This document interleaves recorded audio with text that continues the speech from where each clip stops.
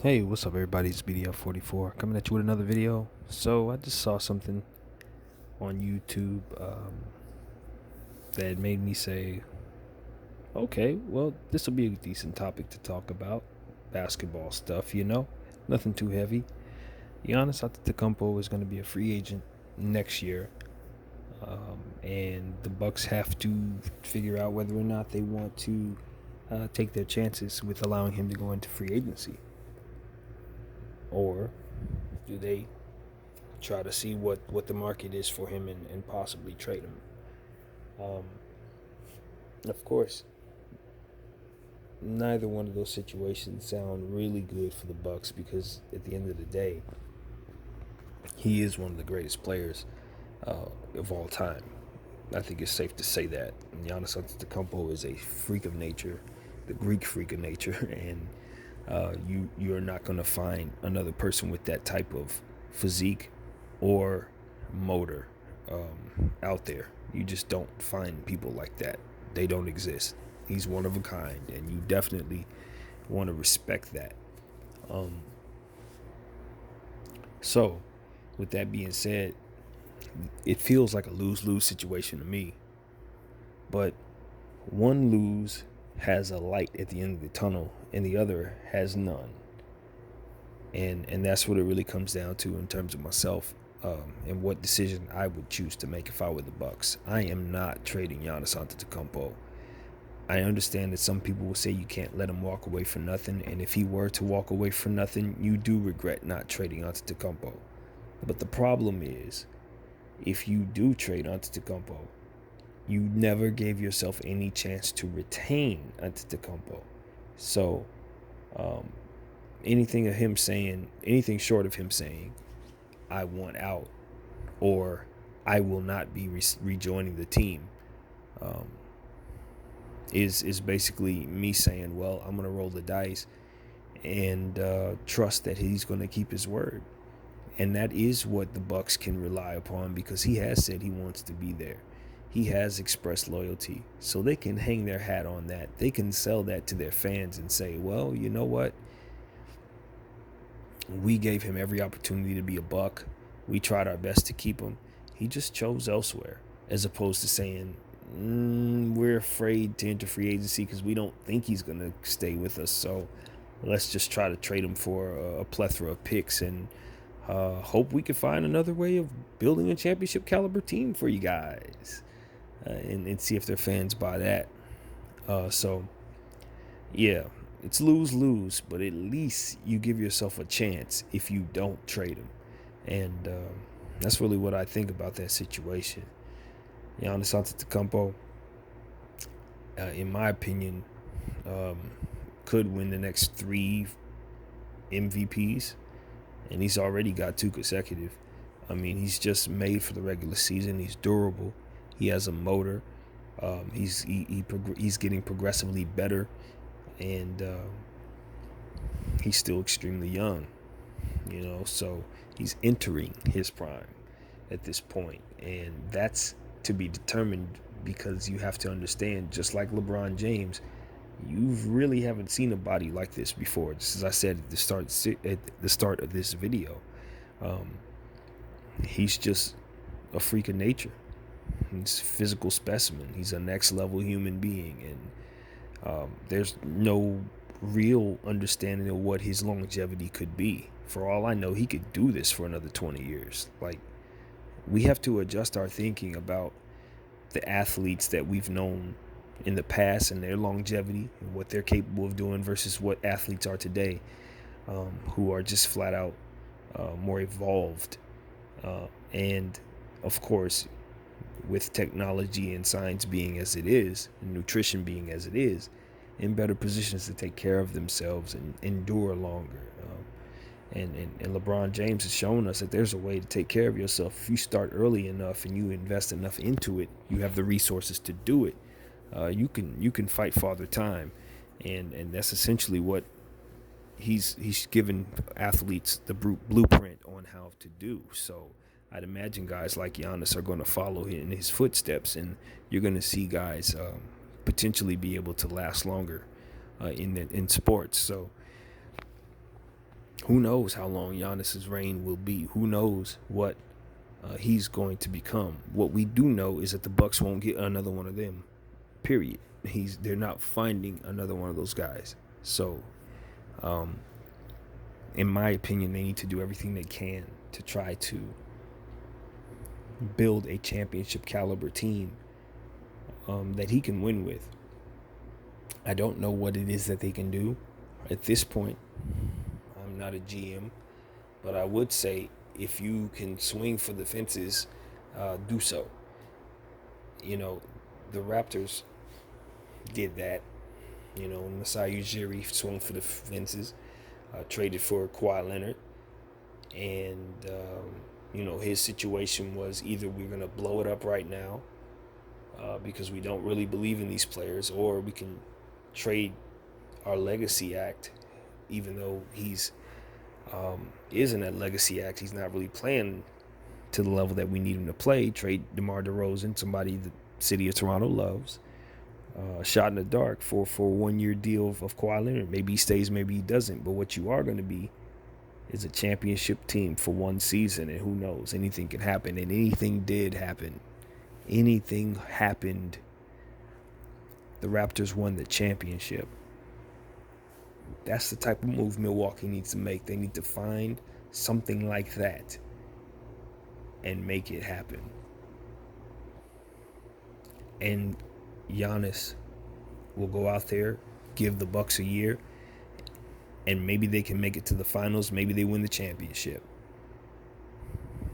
You know, with that type of talent that he is, they're going to be a contender. Any team Giannis is on is going to be a contender. Can they get over the hump? That's going to be on the GM and the owner to try to see if they can get them some talent like that. Maybe you try to go after what the Washington Wizards have. Maybe you go after Bradley Beal. Maybe you try to see if you can get the Clippers to give you Paul George. Maybe you try something that I'm not thinking of right now, but you have to put yourself in a position to hoist the trophy at the end of this year.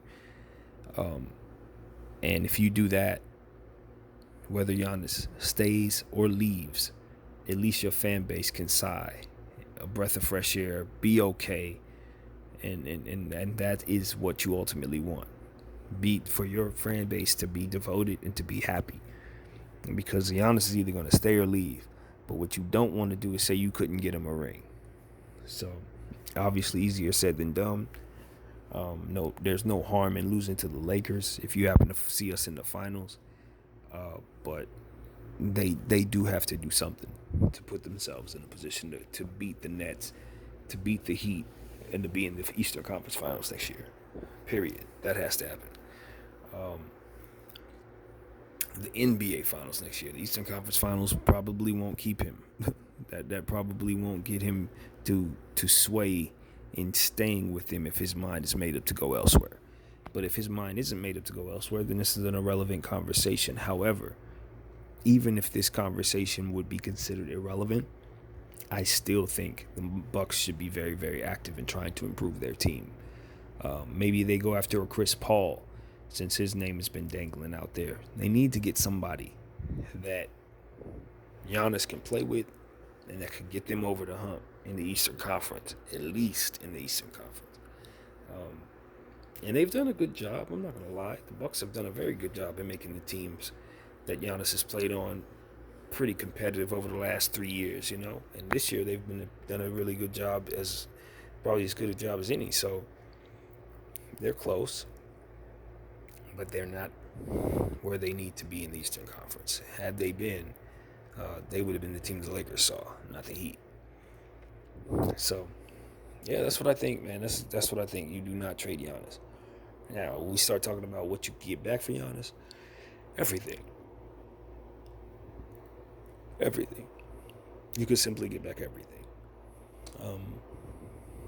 You know, and Giannis Antetokounmpo is worth everything everyone has. Unless your name is the Los Angeles Lakers or maybe even the Golden State Warriors. Other than that, I don't think there's a team in the league, including the Houston Rockets with James Harden, that you shouldn't be willing to try to trade to get Giannis Antetokounmpo. Okay, there's no one.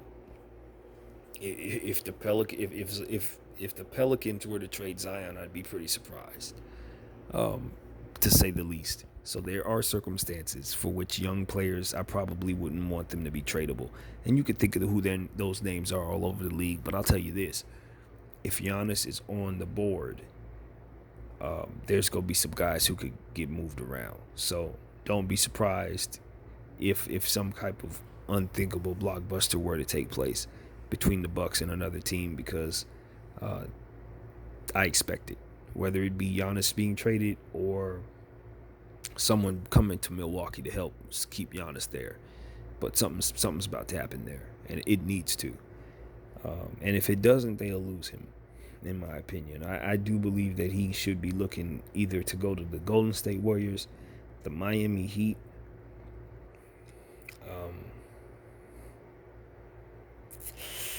I don't want to say what I'm thinking, but it's the truth. One of those two LA teams. Now, I don't. Here's my thing. Since we're talking about Giannis, I might as well segue to this. I don't think Giannis wants to come to LA to play for either one of the LA teams. I don't believe that. But it's starting to pick up steam that he might want to. That he might be looking in this direction and saying that the championship is coming out of here one way or another. So if he doesn't come here, he probably won't win one anytime soon. Some think that. So I don't listen. If he goes to Golden State, I think he wins it there. So I don't necessarily believe that myself. But there are some who believe that there's no one getting past LeBron and AD over the next several years, and I love that narrative because I'm a Laker fan. But the reality is, if Golden State were to get Giannis, I think we're in some trouble. I really do. I just don't know how the hell you scheme against that type of shooting and that type of dominance. It's almost like the dynamic they had with KD, only worse, because Giannis is younger than KD was. So he's even more dominant in some other ways that KD was not. So it's like, and the fit's somewhat better because Giannis is not devoid of being able to shoot a shot.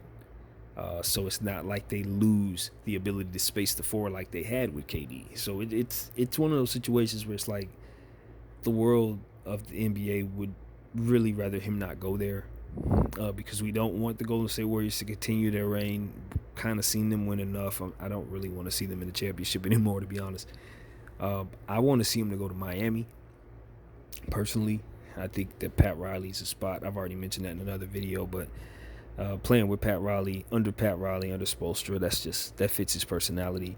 The work hard, work tough, hard hat, play hurt. That whole Miami mantra, Giannis embodies it, and I think it fits his personality even more so than Milwaukee does.